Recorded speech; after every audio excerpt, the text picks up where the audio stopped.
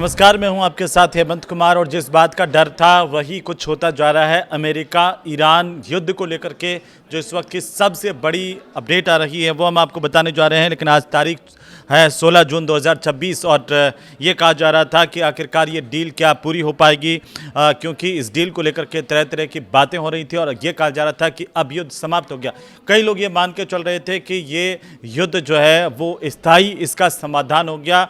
ऐसा अभी नहीं कहा जा सकता है और वैसा ही हुआ है। आज ट्रंप का एक बहुत बड़ा बयान आया है और ट्रंप ने ये कह दिया है कि ईरान को 28 लाख करोड़ देने वाली बात जो है वो बिल्कुल झूठी है। उन्होंने ये भी आरोप लगाया कि जो विपक्ष है उन्होंने ये झूठ फैलाया है। लेकिन इन सब के बीच नेतन्याहू क्या कर रहे हैं ये भी हम आपको बताएंगे। तो इस वीडियो को पूरा देखिए और शुरुआत करेंगे ट्रंप के बयान को लेकर के, क्योंकि ट्रंप ने ये कहा कि ईरान को 28 लाख करोड़ रुपए देने वाली बात जो है वो फर्जी है। और साथ ही उन्होंने ट्रूथ सोशल पर लिखा कि ये विपक्षी जो डेमोक्रेट्स हैं उनकी तरफ से झूठी खबर फैलाई गई है। दरअसल न्यूयॉर्क टाइम्स की एक रिपोर्ट में ये दावा किया गया था कि समझौता होने पर अमेरिका ईरान को आर्थिक मदद के तौर पर 28 लाख करोड़ रुपए का एक पैकेज देगा। लेकिन ट्रंप ने इसे लेकर के इसको झूठ बताया इस खबर को। और ट्रंप ने फ्रांस में कतर के जो अमीन हैं शेख तमीम बिन हमद अल थानी उनसे मुलाकात की है और यह बताया कि अमेरिका अभी ईरान में कोई पैसा नहीं लगा रहा है। साथ ही साथ ट्रंप ने क्या कहा? ट्रंप ने कहा कि हम ईरान में कोई पैसा निवेश नहीं कर रहे हैं, लेकिन हमें भविष्य में कभी भी वहां जाकर निवेश करने का अधिकार है। यह है ट्रंप का कहना, क्योंकि ये बात सामने आ रही थी कि अमेरिका ईरान को एक बहुत बड़ा पैकेज देगा, बहुत बड़ा फंड देगा। ये डील हो गई तो ये समझौता हो गया तो, लेकिन अब जो ट्रंप कह रहे हैं तो ये कहा जा रहा है कि क्या ट्रंप पलट गए हैं, क्योंकि ट्रंप ने इजराइल के जो प्रधानमंत्री बेंजामिन नेतन्याहू उनको लेबनान के मुद्दे को लेकर के ज़्यादा जिम्मेदारी दिखाने की सलाह भी इस दौरान दी है। और ट्रंप ने कहा कि अगर मैं ना होता तो इजराइल नहीं होता। ये भी बड़ा बयान इजराइल के मुद्दे को लेकर के ट्रंप ने दिया है। उन्होंने ये भी कहा कि किसी दूसरे अमेरिकी राष्ट्रपति ने इजराइल के लिए उतना नहीं किया जितना उन्होंने किया है, यानी कि ट्रंप ने किया है। ये पूरी डील को अगर आप देखेंगे तो ये 14 पॉइंट्स की डील है, जिसे लेकर के अभी अंतर्राष्ट्रीय मीडिया के अंदर ये जो पूरा का पूरा जो समझौता है वो है, जिसमें पहला बिंदु इसी बात को लेकर के है कि ईरान जो है वो लेबनान और बाकी सभी मोर्चों पर युद्ध तुरंत बंद होगा। ईरान, लेबनान और बाकी तमाम मोर्चे हैं वहाँ पर तुरंत युद्ध बंद हो जाएगा। ये पहली शर्त है इस समझौते की।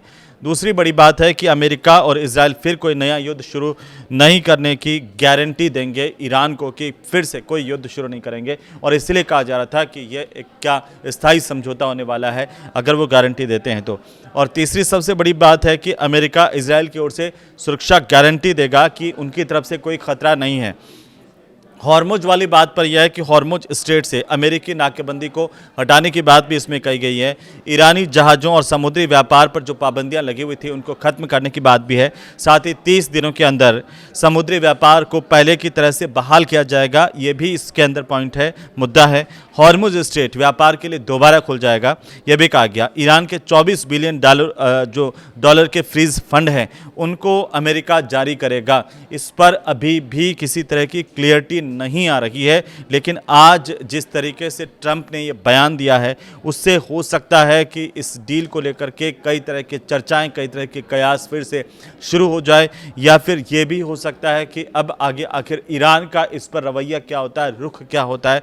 क्या ये बात सही है कि समझौते के अंदर अमेरिका ने ईरान को कोई बड़ा पैकेज देने का दावा वादा नहीं किया था? जहां तक अभी 14 जो शर्तें आई हैं उनको अगर आप एक एक करके देखते हैं तो उसमें जो मैं एक एक करके बता रहा हूं उसमें नवीं जो सबसे बड़ी शर्त है वो यह है कि शुरुआती चरण में फ्रीज फंड का आधा हिस्सा जारी होगा, उसके बाद आधा हिस्सा जारी करेंगे, एक साथ कोई हिस्सा जारी नहीं होगा। अमेरिका ईरान के तेल बंदरगाहों और बाकी जो जगह हैं प्रतिबंधों को हटाने की शुरुआत करेगा, एकदम से हटाएगा नहीं, एक एक करके प्रतिबंध हटाने की शुरुआत होगी। आप इसको समझिए। बातचीत के दौरान अमेरिका जो है वो ईरान पर कोई नया प्रतिबंध नहीं लगाएगा, ये भी एक वादा किया गया है। अमेरिका 30 दिनों के अंदर ईरान के आसपास से जो सैन्य मौजूदगी है उसको कम करेगा, उसको पूरा हटाएगा, ये नहीं लिखा हुआ है। आप देखिए इन शर्तों में।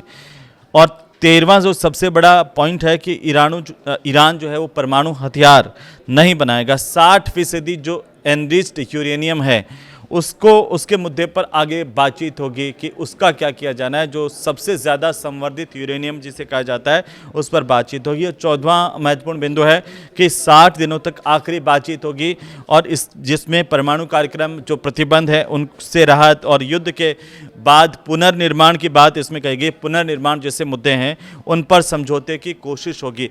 ये सब होगा 60 दिनों तक की बातचीत में, लेकिन इसमें फंड को लेकर के किसी तरह की बात सामने नहीं आई है। और अब जब अगर ट्रंप कह रहे हैं कि उन्होंने कोई वादा ऐसा नहीं किया कि ईरान को उसके बड़ा पैकेज अमेरिका देने जा रहा है, लेकिन पिछले 24 घंटे में आप देखिए कि ट्रंप ने कहा कि ईरान तमाम अगर शर्तें पूरी करेगा तभी उसे राहत दी जाएगी, चाहे वो प्रतिबंधों के मामले में हो या सेना हटाने के मामले में हो और सैन्य शक्ति को वहाँ से कम करने के मामले में हो। ये ट्रंप की तरफ से कहा गया। अमेरिका के जो राष्ट्रपति ने अब साफ ये कर दिया है कि ईरान को प्रतिबंधों से राहत तभी मिलने वाली है जब समझौते की सभी शर्तें जो है उनका वो पालन शब्द से करेगा। अमेरिका ने फिलहाल किसी भी तरह की तत्काल आर्थिक राहत से भी इनकार किया है।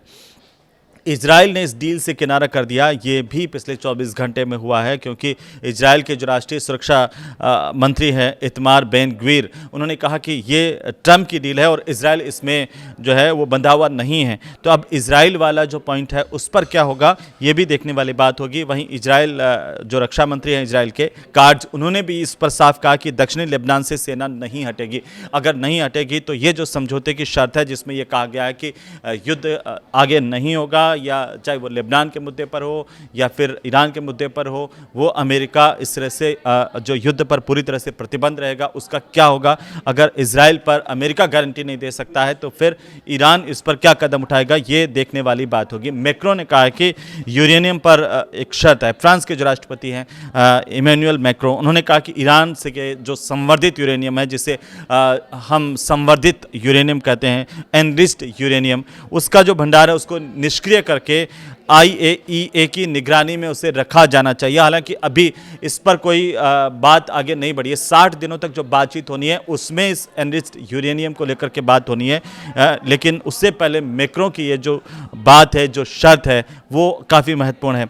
उन्होंने ये भी कहा कि इसका इस्तेमाल परमाणु हथियारों के लिए नहीं हो सके, इसके लिए इसे IAEA को हैंडओवर कर देना चाहिए, उसकी निगरानी में इसे रखा जाना चाहिए।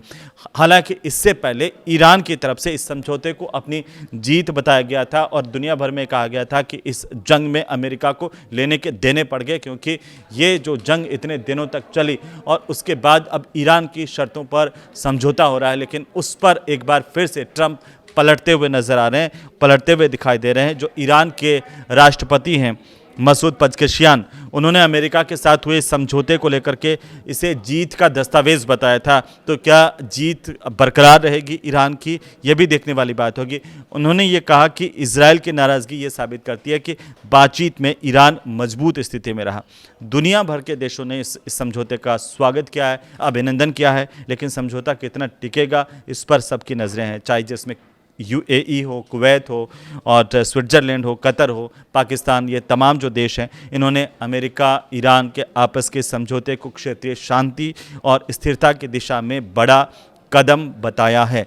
अब सबकी नज़रें इस पर टिकी हुई हैं कि आखिरकार ये डील जो है वो कब तक टिक पाती है नहीं।